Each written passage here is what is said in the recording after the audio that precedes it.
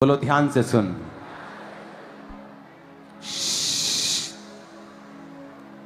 अपने पड़ोसी को बोलो, बोलो ध्यान से सुन। यूहन्ना 15 उसकी एक आयत में लिखा है, सच्ची दाखलता मैं हूं और मेरा पिता किसान है।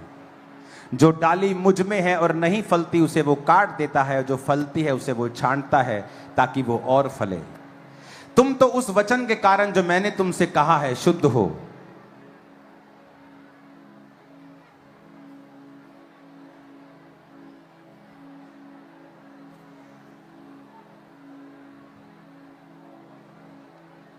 चार आयत में लिखा है, तुम मुझ में बने रहो और मैं तुम में।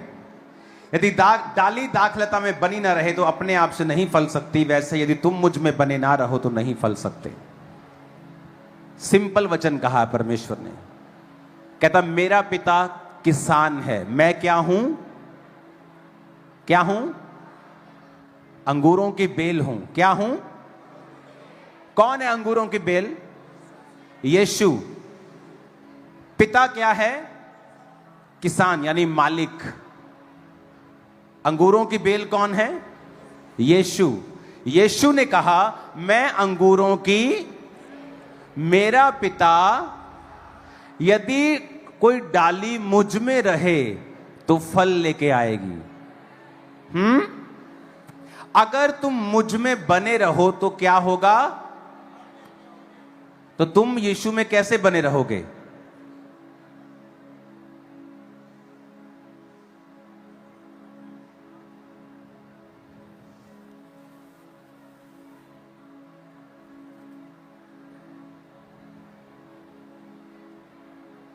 चर्च को फॉलो नहीं, वर्ड को फॉलो करना है। अगर वो चर्च वचन दे रही है तो फिर चर्च को फॉलो करना है। उसने कहा अगर तुम मुझ में बने रहो तो तुम क्या करोगे? तो फल लाओगे। आपने कभी टहनी देखी होगी जिसमें फल लगे होते हैं।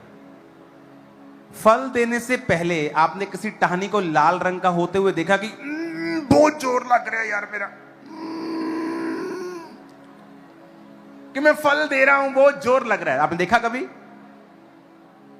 उसने कहा अगर तुम मेरे हुक्मों में बने रहोगे तो बिना जोर लगाए तुम फलदार रहोगे।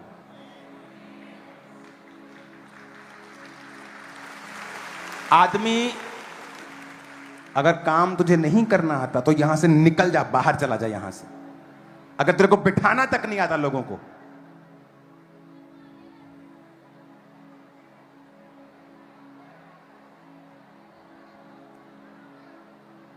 अपने पड़ोसी को बोलो, बोलो तुझे जोर नहीं लगाना,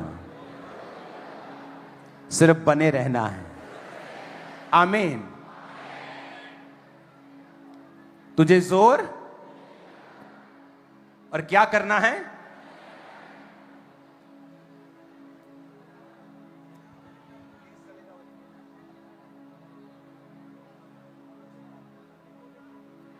ओके, अपने पड़ोसी को बोलो क्या करना है? बने रहना है। फिर जोर लगाने की जरूरत। अब जोर लगाते हैं, आपको मालूम क्या जोर लगा हुआ है? कि मैं फाइनेंशियली किसी तरह से सेट हो जाऊं, किसी तरह से मेरा बच्चा सेट हो जाए, किसी तरह से मैं इस बीमारी से बाहर आ जाऊं, कोई तो कुछ तो करके। परमेश्वर ने कहा यदि तुम मुझ में बने नहीं रहोगे तो फल नहीं ला सकते हो। आदमी को डिजाइन किया गया था कि वो परमेश्वर के साथ जुड़ा रहेगा और वो फल लाएगा। आदमी ने क्या सोचा कि मुझे परमेश्वर की जरूरत नहीं है, मैं अपने स्किल से, अपनी पढ़ाई से फल ला सकता हूं, और वो फ्रस्ट्रेट होता गया। इसीलिए आज लाखों फॉलोअर्स होने के बावजूद भी लोग सुसाइड कर लेते हैं। ओ मुझे एमएलए बनना है, मेरा ड्रीम है ये। मैंने बड़े बड़े पॉलिटिशियंस के बच्चों को सुसाइड करते हुए देखा है। अगर पोजीशंस, पैसा आपको सुख दे सकते, फल दे सकते, तो वो सुसाइड नहीं करते। फिर जो आपका ड्रीम था लोगों का वो पा चुके थे, फिर भी सुसाइड कर ली। परमेश्वर ने कहा अगर तुम मुझ में बने ना रहो तो फल। 5 में लिखा तुम दाखलता हो, मैं दाखलता हूं, तुम डालियां हो, जो मुझ में बना रहता है वो बहुत फल फलता है, क्योंकि मुझसे अलग होकर तुम कुछ नहीं कर सकते हो।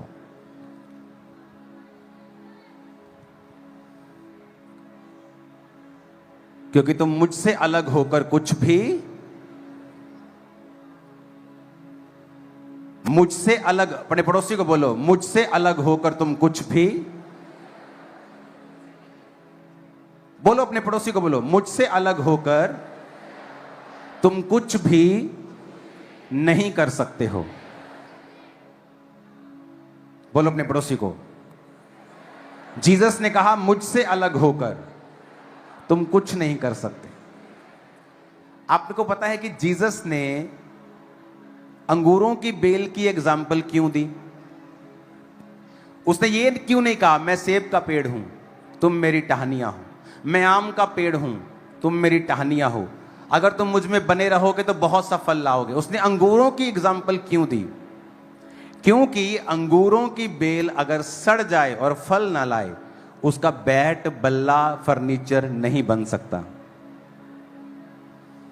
आम का पेड़ सूख गया, चलो जी ला दो इनू, घर का फर्नीचर बनाने हैं, इनू थापियां बना लेने, बल्ले बना लेने, गड्ढे बना लेने, गड्डी बना लेने, रिक्शे बना लेने। पर अगर अंगूरों की बेल सूख जाए तो कहता वो सिर्फ जलाने के काम आएगी। इसीलिए जो लोग क्रिश्चियन हैं और वचन पे नहीं चलते, आप उनके घरों में जाकर देख लो, अन्य जातियों से ज्यादा श्रापित और ज्यादा बीमार और ज्यादा दुखी नजर आएंगे आपको। क्यों? क्योंकि वो अंगूरों की बेल की टहनियां हैं। और अगर वो फल नहीं देंगी तो उसने क्या कहा बाइबल में? यदि कोई मुझ में बना ना रहे, वो डाली के समान फेंक दिया जाता, सूख जाता और लोग उन्हें बटोर कर आग में झोंक देते हैं और वो जल जाती हैं। क्या कहा परमेश्वर ने? यदि कोई मुझ में बना ना रहे तो क्या होगा? वो सूख जाएगा, लोग उसे बटोर कर क्या करेंगे? फिर आग में जला देंगे। इसका मतलब उसकी कंडीशन बदतर होगी, जो मसीह में रहकर भी फल नहीं देगा। एक व्यक्ति जो व्यभिचार में है, अन्य जाति, उसका श्राप जो क्रिश्चियन होकर व्यभिचार में है उससे 10 गुना कम है। सेम पाप, लेकिन क्रिश्चियन व्यक्ति की सजा 10 गुना ज्यादा है, क्योंकि वो वचन को क्या है? जानते हैं। जो वचन जानता हुआ पाप करेगा उससे ज्यादा बदला लिया जाएगा, वचन कहता है। यीशु ने कहा तुम्हें जोर लगाने की जरूरत नहीं, तुम मुझ में क्या करो? बने रहो। कैसे बने रहोगे? उसमें अपने आप को सेलो टेप से जोड़ लोगे बाइबल के साथ? चर्च में आके बैठ जाओगे? नहीं, उसके वचन को पूरा करोगे। यदि तुम मुझ में बने रहो, बोलो अपने पड़ोसी को, और मेरा वचन तुम में बना रहे, तो जो चाहो मांगो वो तुम्हारे लिए हो जाएगा।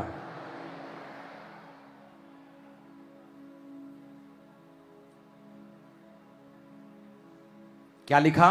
अपने पड़ोसी को बोलो कि जो कुछ तुम चाहोगे, अगर तुम वचन में बने रहोगे तो वो हो जाएगा। तो क्या होगा वो? अगर तुम वचन में, वचन मुश्किल है क्या? कोई मुश्किल नहीं। मुश्किल बोलो नहीं है। आप अपने बच्चे के लिए ऐसे लॉ बना सकते हो जिसको पूरा करते मर जाए वो, जिससे उसका नुकसान हो, उसकी लाइफ बोरिंग हो जाए। पहले लगता अच्छा मैं व्यभिचार छोड़ दूंगा तो बोरिंग नहीं हो जाएगा, मैं नशा छोड़ दूंगा तो बोरिंग नहीं हो जाएगा। अब बताओ, धक्के खाते हुए बस से आप आए हो, वो बोरिंग है कि स्कॉर्पियो गाड़ी में आए वो बोरिंग है? बोलो, अब बताओ, अब बताओ क्या बोरिंग है? अरे वो बोरिंग है क्योंकि वो शैतान ने दिया है। या तो 2 मिनट का मजा पहले ले लो और 100 साल की सजा बाद में ले लो, या 2 मिनट का डिसिप्लिन पहले कर लो और बाद में अपनी लाइफ को एंजॉय कर लो। समझ आ रही मेरी बात? मैंने सिगरेट्स पी हैं, तंबाकू खाए हैं, शराब, सब नशा किया, मेडिकल नशा किया। वो तलब लगती थी 2 मिनट, सिगरेट पी 5 मिनट, नशा हुआ, खत्म। बाद में तो नशा होना भी बंद हो जाता है, फिर आदमी भर भर के पीना शुरू करता है उसको। या तो वो कर लो और या फिर कंट्रोल करके वचन में बने रहो और प्रभु को फल लाने का मौका दो। आपकी मोहल्ले का सबसे स्ट्रांग आदमी आपको एक दिन स्ट्रांग समझेगा जब आप ये बात फॉलो करेंगे। मैं आपको प्रोफेटिकली बता रहा हूं, मैं ये आपको प्रोफेटिकली बता रहा हूं। ओके, मैं ये आपको प्रोफेटिकली बता रहा हूं कि अगर आप ये करेंगे, कितने मेरी बात को समझ रहे हैं? आपको क्या लाना है? फल, और फल आसान है। पड़ोसी को बोलो, बोलो पड़ोसी को, फल आसान है। बोलो पड़ोसी को, फल आसान है, लेके आना। आमीन। कहता मुझ में क्या करो? लगे रहना है मेरे साथ, बस जोर नहीं लगाना है, लगे रहना है। डाली अपने आप क्या करेगी? यदि तुम मुझ में बने रहो, मेरी बातें तुम में बनी रहें, जो चाहो मांगो।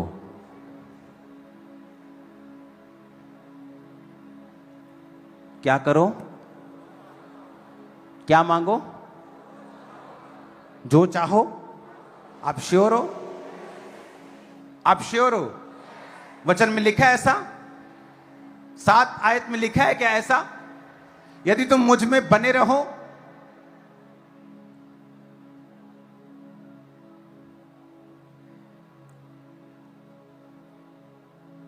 लिखो, यदि तुम मुझ में बने रहो और मेरा वचन तुम में बना रहे। अपने पड़ोसी को बोलो, यदि तुम मुझ में बने रहो। यीशु ने कहा अगर तुम मुझ में बने रहो, मेरा वचन तुम में बना रहे, तो जो चाहो मांगो, वो तुम्हारे लिए हो जाएगा।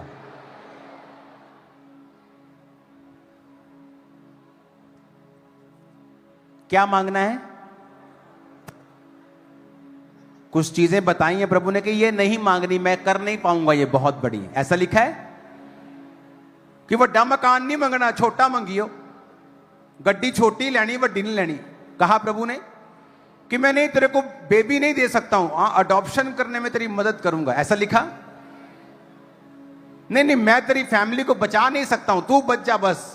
ऐसा लिखा? कहता अगर तुम मुझ में हो, मेरा वचन तुम में है, आस्क एनीथिंग।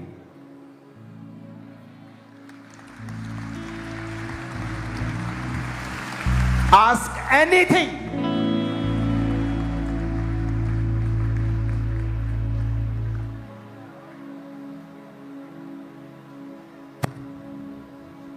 जब मैं खाम्बरा में आया,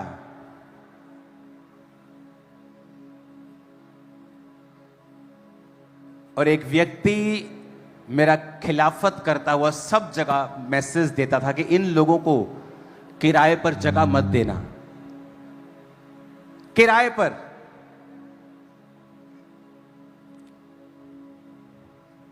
पिछले साल वो अपनी जगह मुझे बेच के गया है।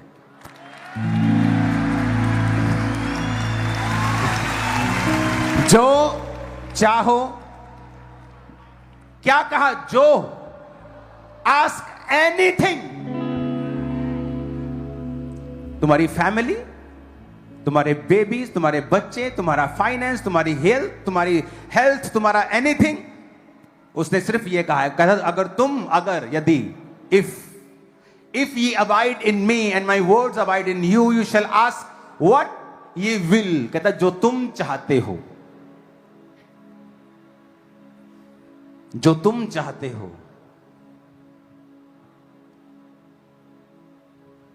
जो उसने नहीं कहा जो मैं बताऊंगा तुम मांगो। कहता जो तुम चाहते हो। कहता जो तुम चाहते हो तुम्हारे लिए, क्या लिखा है? क्या लिखा है? ऊंची बोलो, तुम्हारे लिए। आगे उसने एक और बात लिखी, कहता मेरे पिता की महिमा इसी से होती है कि तुम बहुत सफल लाओ। कहता मेरा पिता यह चाहता है कि तुम्हारी जिंदगी में बड़ी गवाही हो। उसने खुदा का हार्ट बताया है आपको। कहता मेरा पिता यह चाहता है, उसकी महिमा इसी से होती है कि तुम बहुत सफल लाओ, तभी तुम मेरे चेले ठहरोगे। उन फलों में आत्मिक जीवन है। वो कहता है कि तो अगर तुम आत्मिक जीवन जियोगे तो कहता है इस संसार की वस्तुएं भी तुम्हें पीछे पड़ के मिल जाएंगी। 10 आयत पढ़ेंगे, यदि तुम मेरी आज्ञाओं को मानोगे, बोलो अपने पड़ोसी को, बोलो इफ, यदि, बोलो अपने पड़ोसी नु जे तू ओदियां आज्ञावां नु मन्नेगा, यदि तुम मेरी आज्ञाओं को मानोगे और मेरे प्रेम में बने रहोगे, जैसा कि मैंने अपने पिता की आज्ञाओं को माना है और उसके प्रेम में बना रहता हूं। अब बड़े ध्यान से समझना इस आयत को, 11 आयत को। कहता मैंने ये बातें तुमसे इसलिए कही हैं कि मेरा आनंद तुम में बना रहे। और आगे पता क्या लिखा है? और तुम्हारा आनंद पूरा हो जाए। कहता मैं ये गल्लां तानू इसलिए कहियां कि मैं तुहाडे तो खुश रवां ते तुसीं भी की रवो। जब 13 साल बाद बेबी होता है तो आनंद क्या होता है? पूरा। जब घर में ब्रेक थ्रू आता है, जब वो मेरा भाई, जब 50 लोग कलीसिया के चर्च में आते थे तो जब कलीसिया जाती थी तो जिस रास्ते से, जिस पौड़ी से वो उतर के जाती थी, वहां लिख देता था मेरे वाला धर्म किसी की बुराई नहीं करता।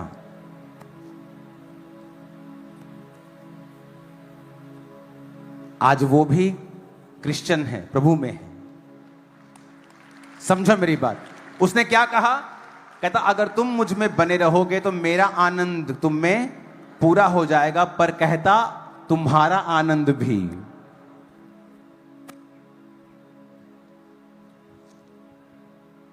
अपने पड़ोसी को बोलो ये एक तरफा प्यार नहीं है। फिर से बोलो अपने पड़ोसी को, बोलो ये एक तरफा प्यार नहीं है।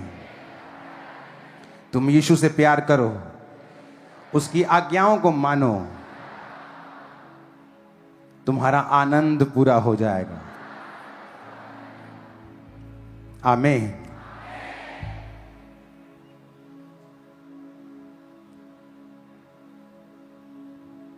एक फिलॉसफर था, हाईएस्ट लेवल का फिलॉसफर, और जब एक गोरा फिलॉसफर बनता है वो किसी बात को आंख बंद करके यकीन नहीं करता। और फिलॉसफर का काम होता है किसी भी चीज को, छोटी चीज को लंबा कर देना, उसे डिटेल में ले जाना। तो एक फिलॉसफर क्रिश्चियन बन गया और प्रचार करने लगा। अब वो कहता मैं खुद फिलॉसफर था, प्रचार करता था, लेकिन खुद हीलिंग के ऊपर मुझे यकीन नहीं था। और एक दिन मैं खुद बीमार हो गया, और जब मैंने वचन को पढ़ा तो परमेश्वर ने कहा मैं तेरा हीलर हूं। कहता मैं उन शब्दों को, क्योंकि मुझे लगता कि परमेश्वर सिर्फ सोल को चंगा करता है, शरीर को चंगा नहीं करता। कहता नीति वचन जब मैंने पढ़ा तो वहां लिखा था कि परमेश्वर हेल्थ देता है, जो कि बॉडी के साथ संबंधित वचन है। कहता है इसके लिए तो मुझे किसी डॉक्टर के पास या किसी क्रिश्चियन, डीप क्रिश्चियन के पास जाना पड़ेगा। और जब वो गया तो उसने कहा कि हाँ, जो वर्ड बाइबल में लिखा है ये फिजिकल हीलिंग के बारे में लिखा है, नीति वचन का। तो उसने कहा मैं क्या करूं, कि परमेश्वर का वचन कहता है कि मैं तेरे लिए मेडिसिन हूं। तो वो डॉक्टर के पास गया, उसने कहा आप जब मेडिसिन देते हैं तो कैसे देते हैं? उसने कहा हम मेडिसिन देते हैं तो सर्कल में खानी होती है, कि 24 घंटे में इतनी खानी है, ओके, कोर्स करना है। एंटीबायोटिक खाते ना लोग, डॉक्टर बोलते 5 दिन से पहले मत, ठीक भी हो जाए तो खत्म मत कर देना। टीबी की दवाई खाते तो रोज खाना, आपको मालूम होगा कई लोगों को। उसने कहा कि इसका मतलब यह है कि तू जब परमेश्वर का वचन पढ़े ना तो इसे मेडिसिन की तरह लेना। उसने कहा आप मेडिसिन कैसे देते? उसने कहा मैं देता हूं जैसे खाने के बाद 3 बार दिन में खानी है। कहता ठीक है। घर गया, वचन खोला, कहता रोज 3 बार मैं वचन पढ़ने लगा हीलिंग का, और वो बीमारी जो डॉक्टर हाथ खड़े कर चुके थे उसकी जिंदगी में कुछ ही दिनों में, हफ्तों में, 1 महीने के अंदर अंदर खत्म हो चुकी थी। अब उसका आनंद भी पूरा हुआ कि वो अपने बच्चों को हील करना चाहता है, और नीचे वाले का आनंद भी पूरा हुआ चंगाई को प्राप्त करके। आप मेरी बात समझे कि नहीं?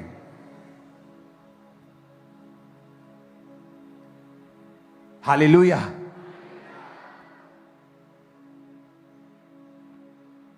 उसने वचन को मेडिसिन की तरह लिया। 3 बार मेडिसिन खाता ना आदमी, जैसे ही खाना खाया बाइबल खोल लेता था और हीलिंग वचनों को पढ़ता था। फिलोसफर था ना, वो हर चीज को बड़ी तरीके से फॉलो करता था, और उसने फॉलो करना शुरू किया और दिनों में उसकी बॉडी ने रिस्पॉन्ड करना शुरू किया। आप मेरी बात समझ रहे कि नहीं? आपकी लाइफ का चैलेंज, रोज बाइबल के सामने जाएं, प्रभु की हुजूरी से दूर ना हो, पढ़ें। जब नशे की तोड़ लगे बाइबल खोल लें और इसे मेडिसिन की तरह लेना है इसे, कि ये मेरी मेडिसिन है। डॉक्टर के पास जाओ ना नशा छोड़ने के लिए, वो तुम्हें दूसरे नशे की गोली देते हैं, मालूम कि ये खानी है, अपने वाला छोड़ दे, फिर धीरे धीरे उसको कम कर देंगे। मैं आपको एक मेडिसिन दे रहा हूं, बाइबल। जब नशे की तोड़ लगे तो बाइबल खोलनी है और उसे पढ़ना है। तुम मुझे जल्दी मंगलवार से शुरू कर दोगे टेस्टिमनीज को भेजना इन जीसस ने।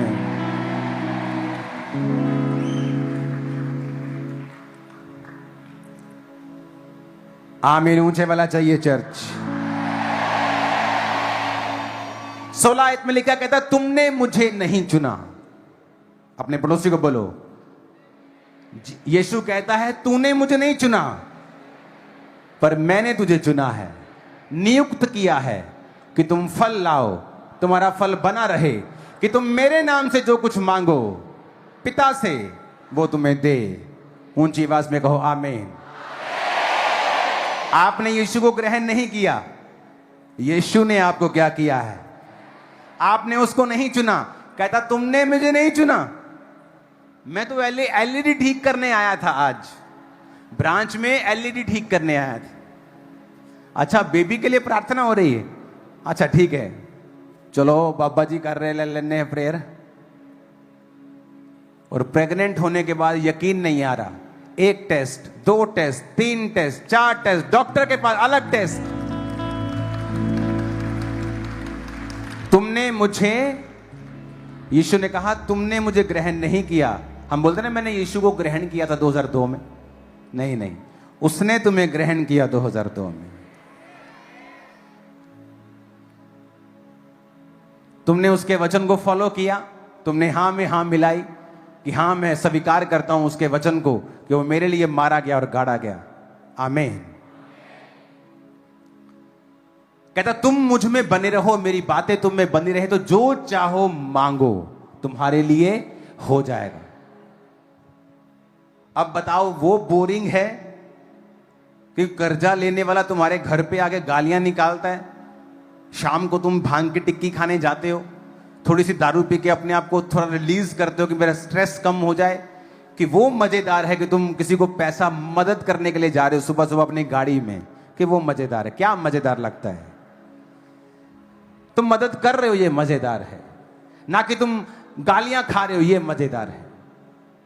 और यीशु ने कहा मेरा पिता ये चाहता है कि तुम फल लाओ, और मेरा पिता ये चाहता है कि तुम्हारा फल बना रहे। तुम फल लाओ, बहुत सा फल लाओ, तुम्हारा फल बना रहे। मेरा पिता ये चाहता है, कहता उसकी महिमा इसी से होती है। क्या मैं यहां खड़ा हो सकता था अगर पिता की महिमा मेरी जिंदगी से ना होती? तो अगर मैं नशे से आजाद ना होता, अगर मैं सेवा ना करता, अगर मैं प्रभु को जीवन ना, मैं यहां खड़ा हो पाता? क्या उसकी महिमा होती?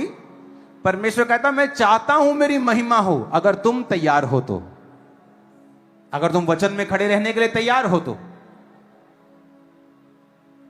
और यह डिसीजन तब नहीं होता जब आदमी बड़ा हो जाता है, जब मैं आपकी जगह पे था, मेरे रिश्तेदार ने मुझे इनवाइट किया कि तेरे भाई की शादी है, तुझे आना है। मैं क्रिश्चियन था, पवित्र आत्मा पाया हुआ था, पास्टर शायद नहीं था, लेकिन लोगों पे प्रार्थना करता था।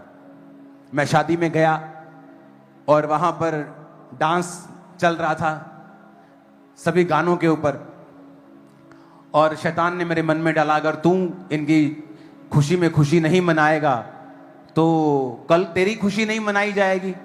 अगर तू इनकी शादी में नहीं आएगा, कल को तेरी शादी में कौन आएगा। तो मैं शादी में चला गया, और जब डांस हो तो मैं डांस करूं, और जब मैं डांस करूं और डांस करने के बाद जब मैं बैठूं तो अंदर मेरे एक डीप घोर निराशा आए कि तू ये क्या कर रहा है। तू किसी से प्यार करता है, इसका मतलब ये नहीं तू वचन को तोड़ देगा। तो मैं बहुत निराश हुआ उस दिन, और मैंने प्रभु से वायदा किया कि प्रभु आज के बाद मैं ये काम कभी नहीं करूंगा। कोई नाराज हो या ना हो, मेरी शादी पे कोई आए कोई ना आए। मेरी शादी पे 25,000 लोग थे, 50,000 लोग थे, आप लोग थे। रिश्तेदार तो बेचारे तंग हो रहे थे, वो तो बता रहे थे बार भाजी अही रिश्तेदार हाँ, सानू जा लैन दो, अही आ देखो साडा ही मुंडा हो। बोले नहीं नहीं। और 2008-9 में शैतान मुझे डरा रहा था कि तेरी शादी पे फिर कौन आएगा। आप मेरी बात समझ रहे हो कि नहीं? आपको शैतान किसी भी कारण से कहे वचन तोड़ने के लिए, मत तोड़ो। वो क्यों, कोई बड़ा रीजन हो, आपके मोहल्ले का सबसे स्ट्रांग आदमी क्यों ना हो, वो बड़ा पॉलिटिशियन क्यों ना हो, वचन तोड़ने के लिए अगर कहे मत करो। क्योंकि फ्यूचर में परमेश्वर आपको कुछ बहुत बड़ा देना चाहता है। उस एक रिश्तेदार को बचाने के चक्कर में मैं 50,000 रिश्तेदार खो बैठता उस दिन, अगर मैं अपने आप को जस्टिफाई करता कि नहीं नहीं ये करना जरूरी है। ऐसे कैसे कोई दुनियादारी थोड़ी छड़ देनी है, आप लोग थोड़ी छड़ देने, रिश्तेदार थोड़ी छड़ देने। आप एक्सक्यूज देता तो यहां ना होता। और ये कहता मेरे लिए नहीं है, कहता पिता चाहता है, उसकी महिमा ही इसी से होती है कि तुम बहुत सफल लाओ, बहुत सा। तुम्हारी जीवन में गवाही थोड़ी छोटी मोटी नहीं होनी चाहिए, कहता बहुत सी होनी चाहिए। पढ़ लो,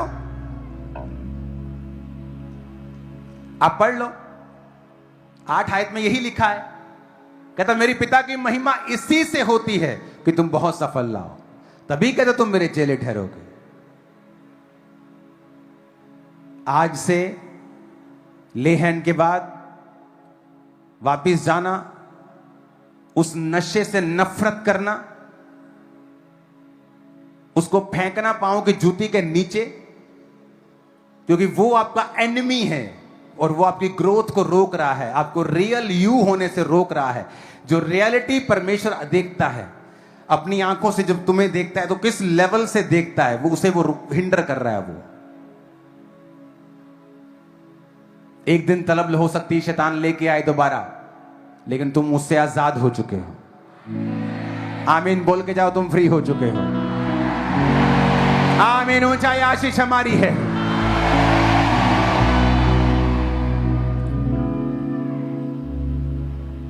आप मेरी बात समझ रहे हो कि नहीं? तुम हैरान होंगे, तुम्हें वो गुटखा बहुत कड़वा लगने वाला है, तुम्हें वो सिगरेट बहुत कड़वी लगने वाली है, वो शराब तुम्हें पचेगी नहीं। यस, तुम फ्री हो। आमीन, ऊंचे वाला चाहिए church. Don't worry, don't worry. जब थोड़ा आप डिलीवरेंस दिन आते हैं तो दिक्कत आती है बैठने में, खड़े होने में। डोंट वरी, प्रभु आपसे प्यार करता है और मैं आपके साथ हूं, परमेश्वर आपके साथ है।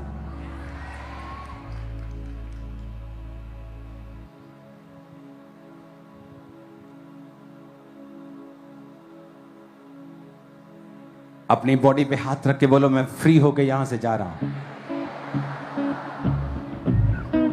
मैं फ्री होके यहां से जा रहा हूं, मैं फ्रीडम अपने लिए लेता हूं, अपने रिश्तेदारों के लिए लेता हूं, अपने भाइयों बहनों के लिए, अपने बाप के लिए, बच्चों के लिए। इस फ्रीडम को मैं लेता हूं इन जीसस नेम, आमीन।